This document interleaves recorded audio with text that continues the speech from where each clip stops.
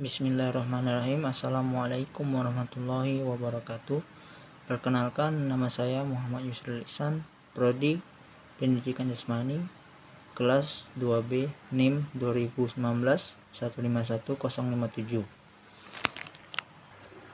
Saya ingin menyampaikan presentasi menjelaskan tentang ilmu alamiah dasar. 1. Memahami hakikat dan ruang lingkup ilmu alamiah dasar atau IAD. Ilmu alamiah atau sering ilmu pengetahuan alam atau natural knowledge merupakan pengetahuan yang mengkaji tentang gejala-gejala dalam alam semesta, termasuk di muka bumi, terbentuk konsep dan prinsip. Ilmu alamiah dasar atau IAD hanya mengkaji konsep-konsep dan prinsip-prinsip dasar esensial saja. Sebenarnya kita sudah tidak asing lagi dengan disiplin ilmu ini, karena di mana saja dan kapan saja, serta dalam bentuk apa saja. IAD bersifat relatif dan dapat berubah sesuai dengan kemajuan peradaban manusia. Menurut Abdullah Ali dan Eni Rahma tahun 2006, ilmu alamiah dasar merupakan kumpulan pengetahuan tentang konsep-konsep dasar dalam bidang ilmu pengetahuan alam atau IPA dan teknologi, sehingga terbentuk sebuah konsep dan prinsip serta metode alamiah yang didasarkan pada 1. Penemuan masalah, di mana saja suatu masalah yang kita temukan secara empiris membuat mulai memikirkan secara radikal. 2. Perumusan kerangka permasalahan. Dalam hal ini bertujuan untuk memberikan atau mendeskripsikan masalah menjadi hal yang lebih jelas dari sebelumnya. 3. Hipotesis. Usaha ini memberikan penjelasan atau jawaban sementara yang mengenai hubungan sebab akibat mengikat faktor-faktor pembentukan kerangka masalah yang di atas.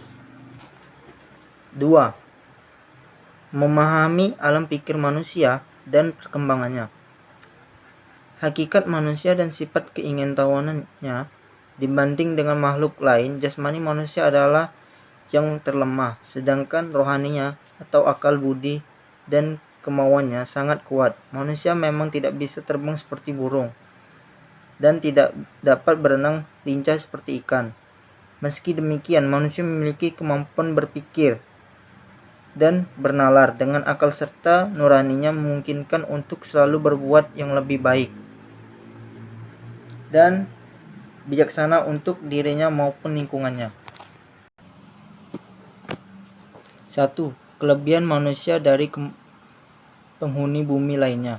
Manusia merupakan makhluk yang paling dominan di permukaan bumi. Hampir semua di bumi ini dikuasai oleh manusia. Adapun kelebihan tersebut antara lain: A. Manusia sebagai makhluk yang berpikir atau Homo sapiens. B. Manusia sebagai pembuat alat atau Homo fiber. C. Manusia dapat berbicara atau Homo language. D. Manusia dapat hidup bermasyarakat atau Homo socius. D. Manusia dapat mengadakan usaha atau ekonomis. F. Manusia mempunyai kepercayaan dan beragama atau Homo religius. 2. Rasa ingin tahu dan terbentuknya ilmu pengetahuan alam atau IPA. Menurut Purnama tahun 2003/4, ilmu pengetahuan alam bermula dari rasa ingin tahu yang merupakan suatu ciri khas manusia. Manusia mempunyai rasa ingin tahu tentang bulan, bintang, dan matahari yang dilihatnya, bahkan ingin tahu tentang dirinya sendiri. 3. Memahami perkembangan ilmu dan pengembangan ilmu pengetahuan alam. Pengertian ilmu pengetahuan alam atau IPA adalah ilmu yang mempelajari tentang mengungkapkan rasa rahasia dan gejala dalam meliputi asal mula alam semesta dengan segala isinya, termasuk proses, mekanisme, sifat benda maupun peristiwa gejala.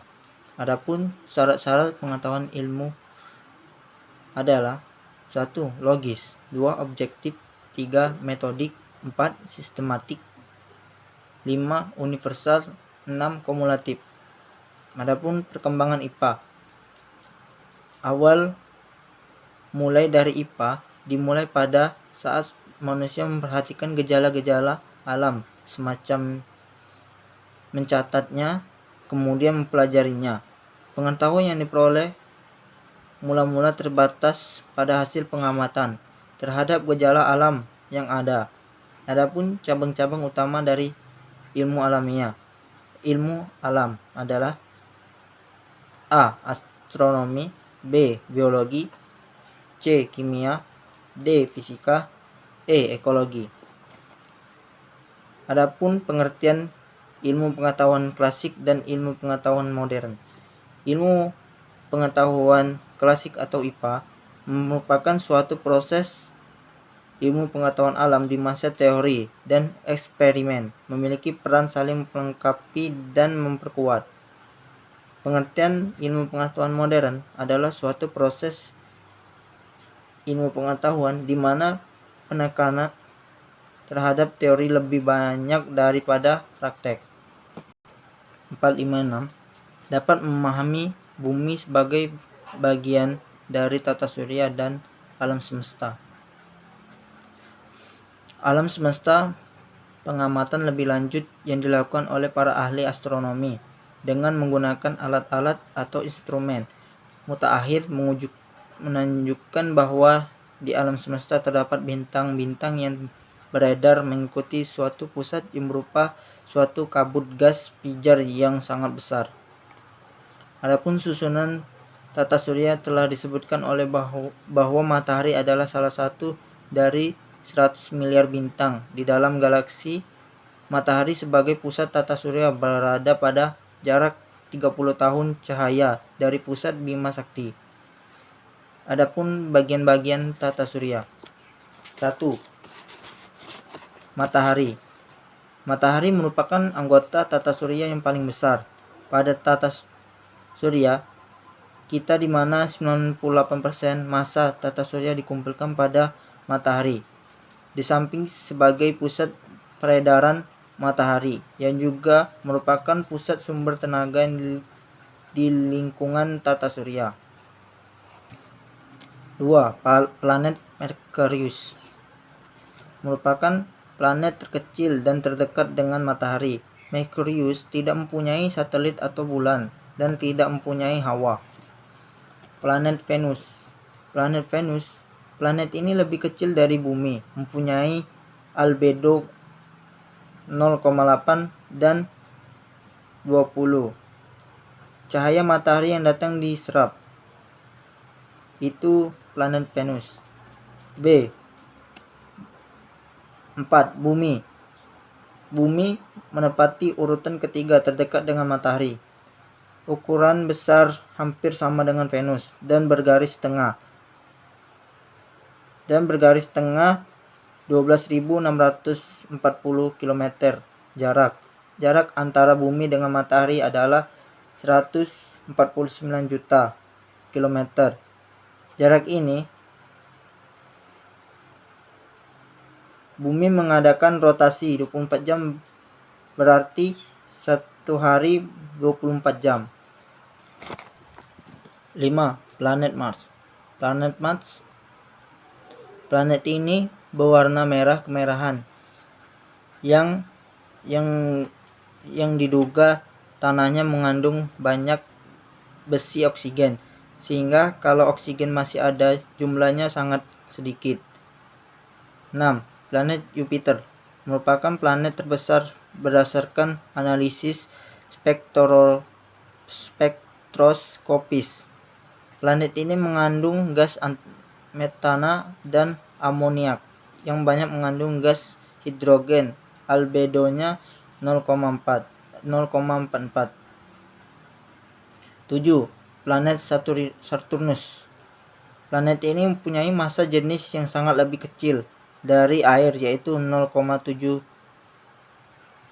gram atau cm kubik, sehingga akan terapung di air. 8. Planet Uranus. Planet ini memiliki 5 satelit. Berbeda dengan planet lain, arah gerak rotasi Uranus dari timur ke barat. 9. Planet Neptunus mempunyai 2 satelit. Satu di antaranya disebut Triton. Satelit beredar berlawanan arah dengan gerak rotasi Neptunus. Yang terakhir, planet Pluto merupakan planet terjauh dari matahari. Adapun benda-benda lain dalam tata surya. 1. Planet Netoida atau asteroida. Pada tahun 1801, Piazza, seorang astronom bangsa Italia, memulai observasinya dengan teleskop, menemukan benda langit yang berdiameter 900 km bulan atau bulan diameter 3000 km beredar mengelilingi matahari. Komet atau bintang berekor. Meskipun komet disebut sebagai bintang berekor, tetapi komet bukan tergolong bintang alam dalam arti sebenarnya. Meteor atau bintang beralih. Meteor bukan tergolong bintang karena meteor merupakan anggota tata surya. Yang terakhir, satelit merupakan piringan planet. Satelit beredar mengelilingi planet dan bersama-sama beredar mengelilingi matahari. 7. Dapat memahami keanekaragaman makhluk hidup dan persebarannya. Makhluk hidup di dunia ini sangat beragam, baik tumbuhan maupun hewan. Hal ini mendorong para ahli untuk mempelajari ini lebih lanjut dengan suatu sistem yang tersebut di keanekaragaman. Dasar keanekaragaman makhluk hidup ini adalah adanya persamaan perbedaan ciri-ciri morfologi atau anatomi, fisiologi, tingkah laku, dan lain-lain. Adapun biosfer. Biosfer adalah zona tipis di bumi dan di atas permukaan bumi yang tebal, tidak lebih dari 20 km. Biosfer disebut sebagai lapisan kehidupan di bumi. Lapisan ini terbentuk 3 lapisan, yaitu 1. Litosfer. Litosfer adalah merupakan lapisan kulit bumi, tempat di mana makhluk hidup darat tinggal dan melangsungkan kehidupannya. Litosfer adalah akumulasi massa dari batuan-batuan padat yang membentuk selubung yang mengelilingi bagian cair bumi yang panas atau disebut magma. 2. Hidrosfer. Hidrosfer adalah lapisan air, merupakan tempat hidup bagi makhluk hidup akuatik dan merupakan sumber dari air yang mengalami siklus untuk terjadi hujan.